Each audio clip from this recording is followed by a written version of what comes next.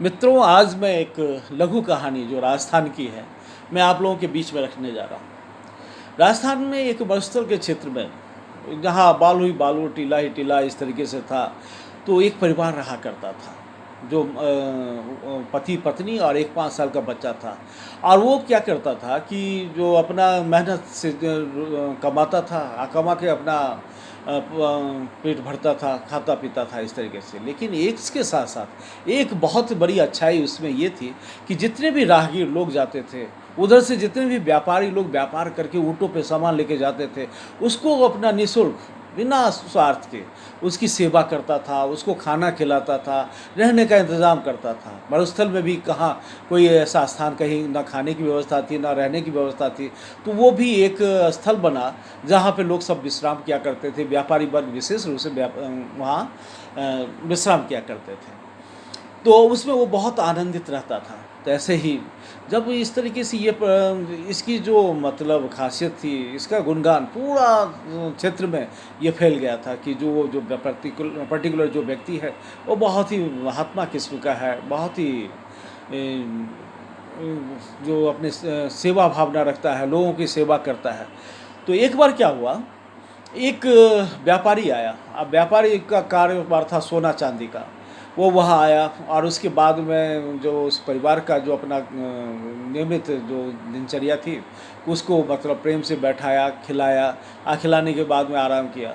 तो उस व्यापारी ने सोचा क्या कि जो इतना सेवा ये लोग करता है, ये कभी किसी से मांगता नहीं है, जो जिसने श्रद्धा से कुछ दे दिया तो उसको रख लेता है, लेकिन इसके अलावा कहीं कुछ नहीं, निस्वार्थी सेवा करता है, क्यों नहीं हम इसके लिए कुछ कार्य करें। तो उस व्यापारी ने उसके माता पिता, उस बच्चे के माता पिता से बोला कि जो ऐसा करिए कि आप इस बच्चे को मुझे दे दीजिए। तो वो पति पत्नी एकदम से सहमत नहीं हुए कि नहीं। तो वो उसको समझाया कि देखो कि ये आप लोग की जो गरीबी है, उसके दूर हम करवा देंगे, इसको बेहतर तालीम शिक्षा वगैरह दिलवाएंगे और एक कुशल व्यापारी बनाएंगे, तो निश्चित रूप से आपका जो परिवेश है ना, बहुत बेहतर हो जाएगा, अच्छा हो जाएगा। फिर उसके पश्चात उसके माता पिता ने, दोनों ने आपस में बातचीत की। बातचीत करने के पश्चात फिर निर्णय लिया कि नहीं, क्यों नहीं, जब ये गरीबी है, हम लोग तो गरीबी में व्यतीत किए ही समय, ये बच्चा भी गरीबी को ही देखे, इससे बेहतर है कि इसको हम भेज दें साथ में। तो वो क्या करता है, वो आदमी बच्चे को साथ कर देता है, वो व्यापारी के साथ, बच्चा व्यापारी के साथ चला जाता है। फिर इसके पश्चात वो अपना उसी तरीके से क्रम दिनचर्या बनी हुई थी और अपना खूब मेहनत करके कमाता था, खाता था अपने।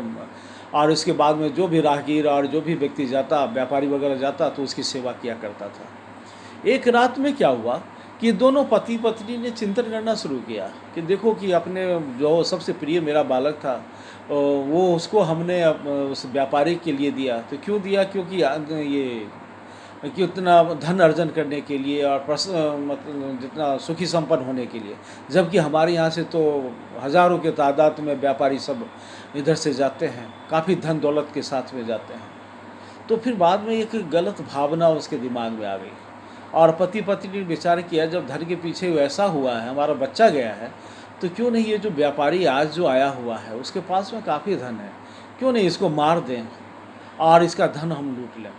पहले तो काफ़ी हेजिटेशन महसूस करता है, दोनों सहमत नहीं होते।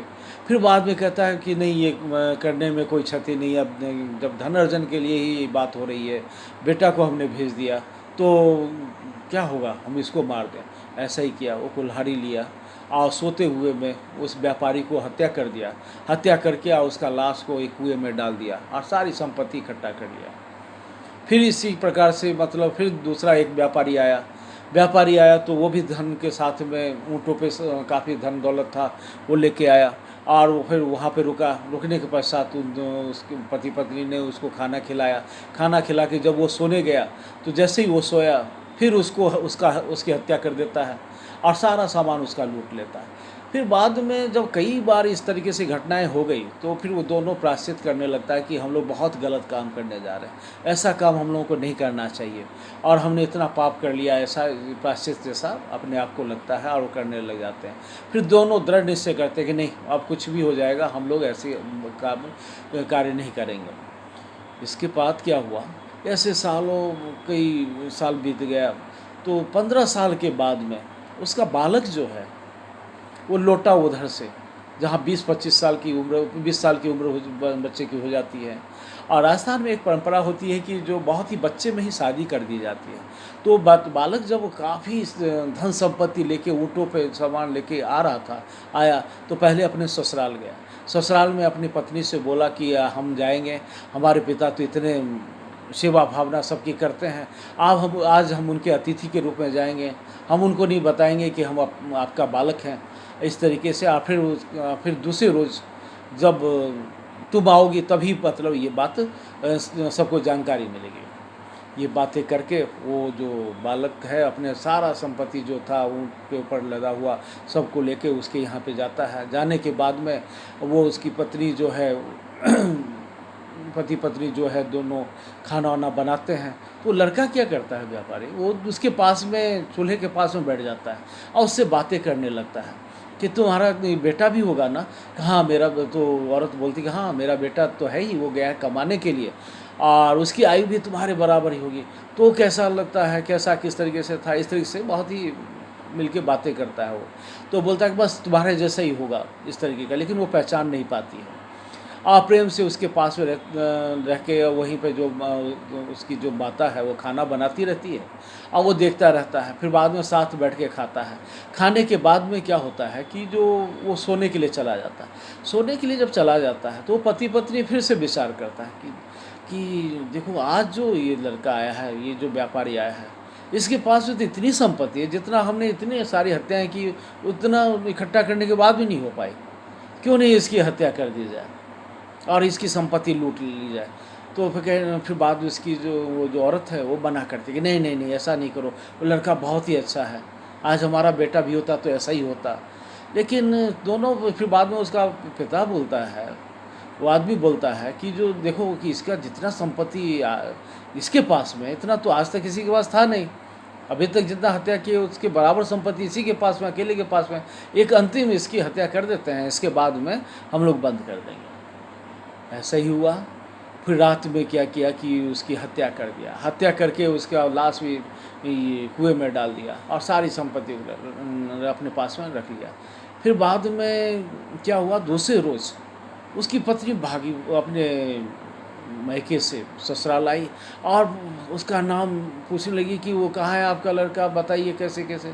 तो वो तो कहा कि नहीं लड़का आया कहाँ पे, तो रात में तो आया था ऊँट पे सारा सामान लेके इस तरीके से। तो फिर बोला कि हम अपने माता पिता को सरप्राइज़ देंगे, बताएंगे नहीं, दूसरे रोज़ आके तुम ही बताना। तो बताइए कहाँ है कैसे।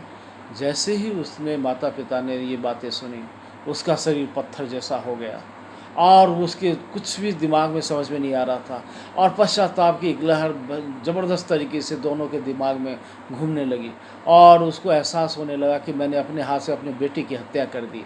फिर बाद में वो कुछ नहीं बोला और वो दोनों क्या करता है कि एक रूम में चला जाता है और दोनों कुल्हाड़ी लेके एक दूसरे की हत्या कर देता है, अपने जीवन का अंत कर देता है और खून की धारा उसमें से रूम में से बहने लग जाती है।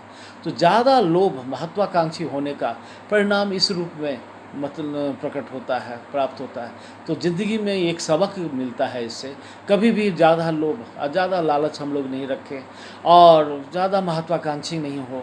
जो ईश्वर ने दिया, जितना दिया उसमें संतोष रखें, आप बेहतर करें तो निश्चय ही मानिए कि वही फलीभूत होता है, बेहतर होता है अपने लिए और आप कुछ लोगों के लिए भी कर पाते हैं। ऐसा नहीं करते हैं तो आप इसी तरीके के शिकार हो जाते हैं और आपको अफ़सोस के अलावा ज़िंदगी में कुछ नहीं मिलता।